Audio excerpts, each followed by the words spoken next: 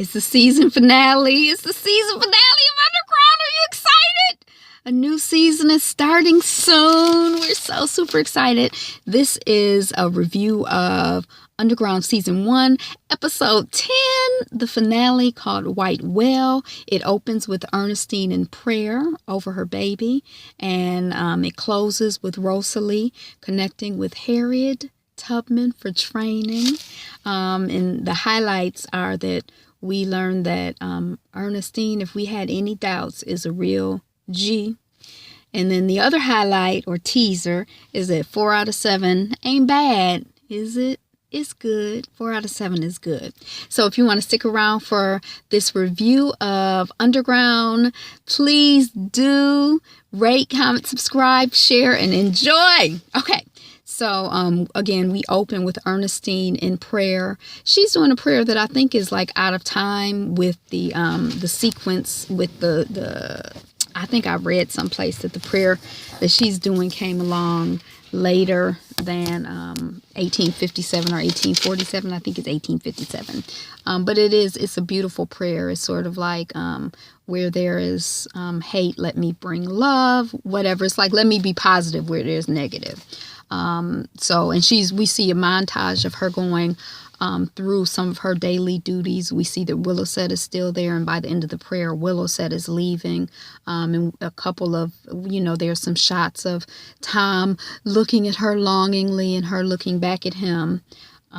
We shoot to Rose and Noah, and Elizabeth, Rose, and Noah are waiting for John. John comes in and is like, ooh, it's real thick out there with slave catchers because the word is out that the Macon 7 are here in town. It's crazy out there. So they're trying to get to Ripley. And I think Ripley is a real place, which is an abolitionist stronghold, but they don't know how they're going to get there. The people are going door to door because people want that reward. It's intense. Okay.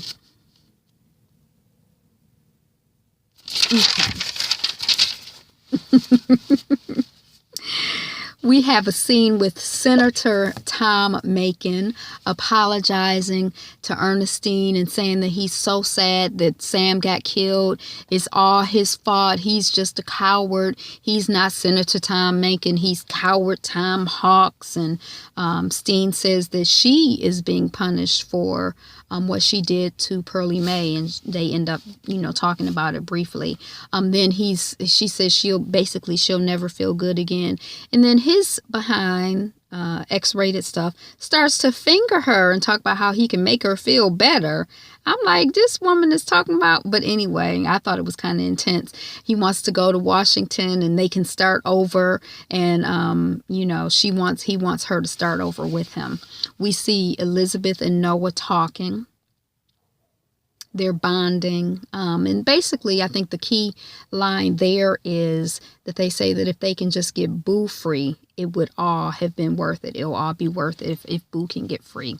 And then we see John and Rosalie out digging outside. We don't really know what's going on with them. John ends up, they're chit-chatting, and he realizes who Rosalie's brother is, and so he has to tell Rosalie that Sam has been killed. Then the next scene, we see Rosalie in the tub. She's crying. She's upset. Mr. Noah comes in to bring her some towels, and he's about to leave, and she says, "Don't go." And then Noah comforts her all the way to the bedroom, because the next time we see them, they're in the bedroom, and they're kind of talking about their experience. And the key point is, ain't none of us free till we all free. That's what Rosalie says. We see August talking to Jeremiah. He is pissed. He don't know how Rosalie could have stabbed this 12-year-old boy. 12-year-old boy. He's never going to walk again. Jeremiah realizes that Jeremiah from the Patty Cannon gang realizes that August plans to kill Rosalie, and he like, oh no, we taking her back and getting that money. If you kill her, her value goes down. And so they end up having a confrontation. They're inside of a barn, or I think it's a barn. And then the next thing we see is a shot from the outside. And I already knew what was about to happen because Superman, super slave catcher, super slave hunter, Native American person whisperer, Superman, surviving, getting stabbed, shot, killed, and everything. He comes out of the cabin alive, and the other guy is dead. So the jail is busy. It's on 100.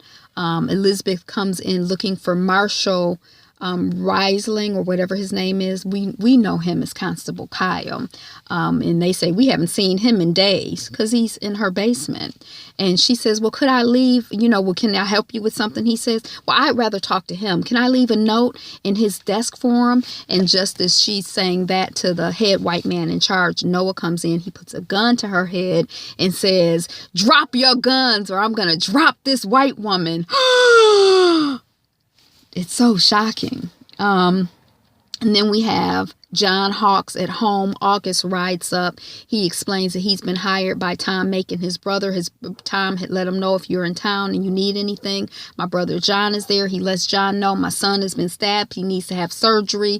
I need to, we need to do something about this money situation. August comes, come on into the house. August comes into the Hawks house. Rosalie, Boo, and Constable Kyle are in the runaway hideaway. And then we shoot back to the jail is on jam, because there are just so many hunters that are looking for those magical Negroes, the Macon 7, Noah. Okay, so yeah. Elizabeth puts the guns on the desk as Noah tells her. Noah has had all the men put their guns down, and then he has Elizabeth gather them up and put them on the desk. So Elizabeth is sitting at the desk after she gathered up all of the guns. Noah tells the head white man in charge to let all the black folks go. The head white man in charge tries to shoot Noah, but Noah is super quick and he shoots him first, and then he asks, who got the keys? Let these black folks out. Back at the Hawks house, while August is in the house, Constable Kyle starts banging his head on the structure that's, holding up the hideaway. And August's spidey senses go up to the next level. Oops, wait, stay there. Don't go anywhere. Stay here. Back in the jail, the black folks are being freed from the jail by Noah, and they're being coached on what to do, how to get to freedom, follow the drinking gourd. They're giving instructions, shoot somebody, he gives out guns to them, shoot them because they shoot you. And also, if anybody asks, if you get caught, this is the name I want you to give the people. John gives August a check or a bank note or whatever, and, tries to send him on his way. And he also, August tells John that Rosalie is his niece. I don't think he had figured it out. Noah is watching a black boy get recaptured, and the young black boy just can't exactly figure out what to do. Noah don't want to get involved, but he feels like he has to get involved because, we believe the children are the future. So Noah gets involved and tells the little black, the young black man, run, go, go on, boy, now. I done told you how to go. He intercedes to help the boy. We see August pulling a gun. John tells Rosalie to run. And Elizabeth and Boo had just left the hideaway. So August kind of ends up in the hideaway. John had come and been like, we got to go. We can't wait for, I missed this part. We can't wait for Noah. We got to go. And while he's talking to them and telling them to go on, August shows up in the hideaway with the gun. Noah is choking the man who had been the young boy, the young freedom seeker that Noah had just helped, who had got caught up again. Noah is choking the white man that was trying to detain him. And while he's choking him, he gets knocked over the head, and he vaguely sees a red-headed woman. August survives the collapse of the runaway hideaway. The last scene we saw in the runaway hideaway, John told Rose Ali and to run, and Elizabeth and Boo had just left, and then the ground collapses. So of course August survives the collapse. Then the next thing we see is Noah chained to a tree. Water is thrown in his face, and there's the redheaded woman. She introduces herself as Patty Cannon, and she's figured out, she says, that he must be connected to some white person, and Noah needs to give Patty Cannon the name of this white person that's helping him, because how did he know where the jail was? Constable Kyle and Hawks have left the runaway hideaway. Constable Kyle and John Hawks are the only ones that are left in the runaway hideaway. And then back to Patty Cannon and Noah. Patty Cannon says that she'll let Noah go if he just tells her the name of the white person that's helping him. Then we have Constable Kyle telling John Hawks that he can help John Hawks, because John Hawks is in trouble and Constable Kyle is going to help him, because, John Hawks has just made a mess. Marshal Kyle Briston, aka Constable Kyle, is the name that Noah gives to Patty Cannon. So we start to get the sense of a setup, and then the next scene is John telling Constable Kyle what the setup is, that they've dug a hideaway at Kyle's house, that when Elizabeth was in the jailhouse, she planted letters and information, and she planted incriminating evidence in his desk at work, and that all of the black folks that have gotten free are using his name to say that he's helping them and he's on their side. Constable Kyle is like, and John goes on to say, well, by the power vested in me by the Fugitive Slave Act, it's not only my duty, but my responsibility to kill a slave stealer. And so he, with great pleasure, chokes Constable Kyle to death. He suffocates him. Chokes him, he kills him. He killed a man dead. He dead. Constable Kyle is dead at the hands of John Hawks, because he really mad at him for having sex with his wife and the whole situation in general. August is in hot pursuit of Boo and Elizabeth and Rosalie, because his spidey sense told him exactly where they were. Rose has Elizabeth stop the wagon. Rosalie says, he's looking for me. Y'all go on. I got this. And she starts running. And then she stops and turns around and faces August. And she talks to him about his son. Your son didn't want to be out here. I'm sorry that I stabbed him. You shouldn't have had him out on the road. It's your fault. August is still very, very mad at her. He don't want to hear that. They get into this kind of back and forth. He pulls a gun on Rosalie, and then Elizabeth comes up behind him and pulls a gun on him. He's kind of trying to figure out what to do, trying to look deep into people's eyes and figure out, how you'd be like, are you really going to shoot me? And so he decides to throw a knife back at Elizabeth or something. I don't know what happens, but Rosalie ends up with the gun or the knife or whatever. Elizabeth gets away. Rosalie stabs him, shoots him, whatever. But she says that she's not going to kill him, because she says she's going to let him die out here like an animal. She don't know he's the Superman. She going to let him die out here like an animal. If he want to hunt people like animals, he can die out here like an animal. She not going to put him out of his misery. And then we're back in the wine cellar, one of our favorite characters in this in this piece. And it's Tom Macon and Ernestine, and Tom Macon has made all of the plans to set up their new life, and they're going to take the train, and they're going to stop in Virginia, and he's going to get her all new clothes because the women in DC are so fashionable, and he's just really excited. They're going to have a great life, and he even has found a club, a private club where they can have dinner together. And, he can kind of tell she's kind of like, He's like, what you thinking about, James? Oh, well, we'll send for James, once we get settled. She's like, no, I'm thinking about Rosalie. And he's kind of like, And she says that she was so mad at Rosalie for putting herself in such danger. And she, Ernestine says, I worked so hard to make a life and keep us safe. And I just didn't really understand why she would do that. But now I understand that, no one is really safe Safety isn't real, is it? She says. And Monster Tom says, I suppose not. And then from behind, with a noose that he loops around Monster Tom's neck, is Reverend Willowset's silent servant. I don't know if we don't know if he's tongueless or not, but he's the one that was making the paint that was blood red and used his blood to make the paint. He comes up behind Tom, slips the noose around his neck. Tom and Ernestine sling his behind up. He's trying to keep his toes on the floor. He's trying to stay alive.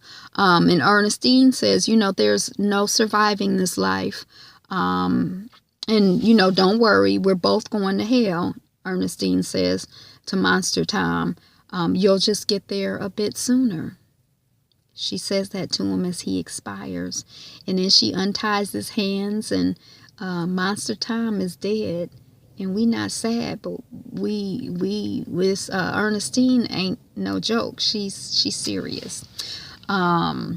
So August wakes up behind bars. Patty Cannon is there. She's basically like, we have a great job. We have a wonderful life. We can do basically anything we want, but the only thing that we can't do is kill white people, especially my white people. So that's why your ass is behind bars. And then we see that August and Noah are next to each other in jail. So if it wasn't clear, Patty Cannon is not a woman of her word. She said she's going to let Noah free if he gave her the name of his contact. And he gave her a name, but his behind is still locked up. So Patty Cannon. We see Elizabeth and John burying Constable Kyle. Ernestine is doing the prayer again. So we kind of loop back around to the prayer that opened this episode. And at the same time, we see at the same time that they are burying Constable Kyle, we see some money being unburied by Kato. Kato is alive! He's my favorite character. I can't wait to see what happens with him this season that's coming up. We see Rosalie with William Steele, I guess in Philadelphia, because that's where William Steele was. So we guess she's made it to freedom. And Baby Boo is running around. She got the yellow ribbon, our other favorite character, float in her hair. And William Steele is asking her about the Macon 7. And William Steele actually has written a book where he interviewed people. I guess as he encountered people who had made it to freedom, he interviewed them. And I haven't read it. I've read parts of it, and some of it is really, really good. And Black people have always been really funny and very insightful, and see bullshit for what it is, bull. So there's some stuff in there that I really like. So check out William Steele's book. And it's public domain now, so don't let anybody charge you money for it because it's old enough that it's free. We see Noah back in jail, and it's the jail that he was in at the very beginning when the show started back in episode 1 or 2. And so he pulls some straw down off the wall, and there on the wall is the freedom song. So he's kind of back where he started in a way, but he spiraled upward because he has some new information and some new perspective now. Rosalie, William Steele, Rosalie kind of gives a summary of all of the Macon 7, the things that she wants Boo to know about her mother and her father, about Henry, about Zeke, about Noah, about Kato, about Henry. I don't know if I said all, but the people who have passed away, she kind of gives a little one sentence summary of each of the person. So William Steele was like, well, all that matters is that you made it to freedom. And Rosalie is like, no, that ain't all that matters. I'm going back. We see Ernestine with Susanna in a carriage. And Susanna is talking to Ernestine. And she's like, I know you can tell there's been some coldness between us. And you might think that it's because, you were having sex with my husband. I don't care nothing about that shit. I've had sex with Black people before. When I was Mary's age, I did it with the stable boy. And you might think that it's because I'm cold toward you because you had my husband's kids, but I just think that's free labor. I think it's great. The more children you had, the better. That's free money for me. But the reason that I really don't care for you, and that I'm cold to you, and that I'm angry is that my children love you. Whenever they're happy, they're calling Steen. When they're mad, they're calling Steen. And now that my husband has made his transition, and we don't know if Susanna knows that Ernestine has something to do with it or not.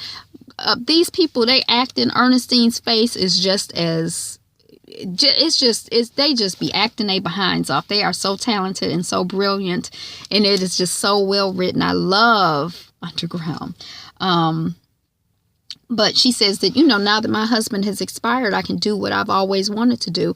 And then she opens up the curtains on the carriage, and we see the place where it's like in this TV show, they have a little carriage that represents their, and they probably did, have places where they sold people that were mobile. But we see that she's about to put her on the block and sell Ernestine. And she says, oh, don't worry about Henry. I'm going to bring him back in the house. And this is Susanna talking to Ernestine.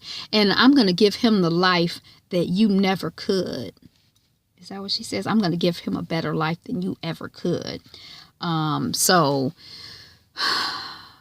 Okay, so that happens at the end. But I'm so excited about season 2. I'm not going to say anything about it, but I'm about to do some season 2 stuff. I've been trying to avoid watching it, but I know where Steve is. I'm so excited. And then the next thing we see is Rose in the wagon again. I think this is the 3rd time that we've seen a shot where she's laying on her back in a wagon looking up at the sky. I know one time she was in the coffin. Yeah, this is the 3rd time we've seen it. One time she was in the coffin. She was on her way to freedom. Then she was being recaptured. And now we see her looking up again. And then she, the cabin opens or whatever, and we see a woman in silhouette. Because of the way the lighting is, we can only see an outline of the woman with the gun over her shoulder.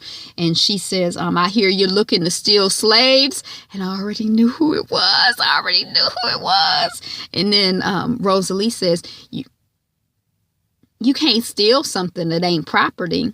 And then the woman says, well, I aim to teach you how, or something like that. And then she says, and this is the last line of the episode 10, this is the last line of the season. She says, I aim to teach you how. My name's Harriet. Okay, anyway, look, I got heroes, right? So that's it. That's the end. Season 2 is on the way. I'm so excited. Are you excited? What are you most looking forward to? Have you been thinking about what's coming next? Have you been checking out the videos? I haven't watched any I couldn't resist watching one video today that talked about the preview of what's coming up next season. So I'm about to go watch all of the stuff about season 2. I'm so excited. I've been trying to get through season 1. So now I'm ready to get ready for season 2. Thanks for watching. Thanks for sharing. Thanks for subscribing. Thanks for commenting. And have a wonderful day, wonderful night, wonderful evening, wonderful life until we meet again. And as always, be you, be fabulous you. Mwah.